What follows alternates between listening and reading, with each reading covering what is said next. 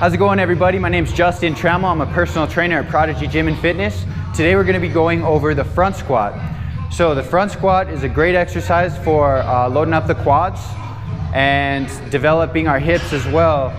We're going to go ahead and take the lats out of it so you actually get a great training stimulus on the legs without having to load up the back too much. So we're going to go ahead and go over the rack position. We're going to go over what's called a clean grip. So this basically applies to if you're doing hang cleans, power cleans, any type of Olympic lifts, you're going to want to practice this. You do want to have the mobility to do it, but what we see a lot of people do with this is they will go ahead and rack the bar and they're going to hold it with their hands. So go ahead and tighten your grip on that bar a little bit, Justice. Yeah. So you can go ahead and walk back just a little bit. Now, he's totally trying to hold this bar with his hands, which is going to put a lot of stress on his wrists, and he's never going to be able to load that barbell up too much. Instead, what we want to do is actually rack that barbell on our shoulders. So that should be racked up against your clavicle, up against your throat. This isn't a very comfortable lift, so definitely get that out of your head. But done properly, we want that bar racked on the shoulders. So he's going to go ahead and shoot those elbows up and in. A lot of people that have mobility restrictions might have a hard time with this. So you might want to look into a cross grip. Let's go ahead and go over that cross grip, Justice.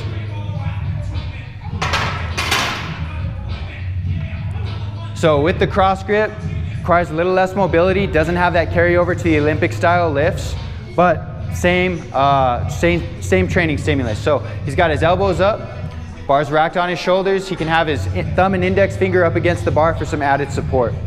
So let's go ahead and go back into that clean grip, Justice.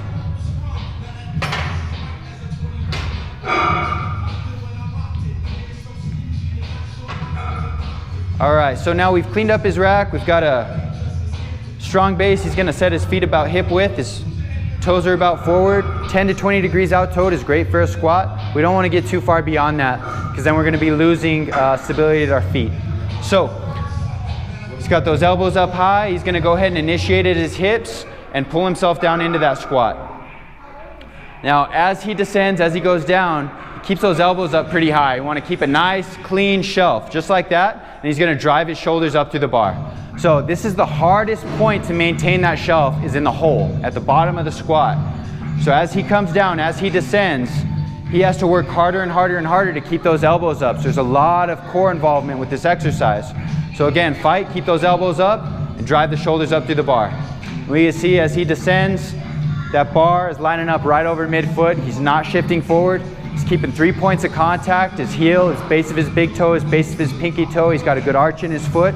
He's getting great torque at his hips, so his knees aren't caving in. And he's keeping a good upright posture in his upper body as he drives his shoulders up through that bar. And that is how we perform a front squat. Thanks, everyone.